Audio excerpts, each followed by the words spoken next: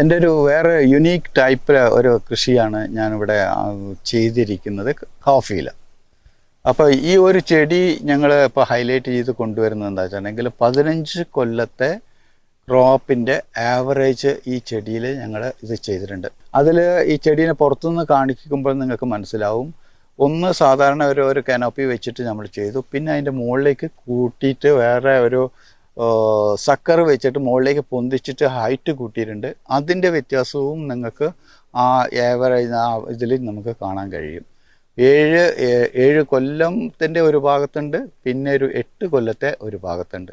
Total വന്നിട്ട് average 15 കൊല്ലത്തെ average വന്നിട്ട് 32 കിലോ ആണ് ഈ പച്ചക്കാപ്പി എന്നുവെച്ചാൽ പഴുത്തത് ഞങ്ങൾക്ക് കിട്ടിയത് ഇതാണ്.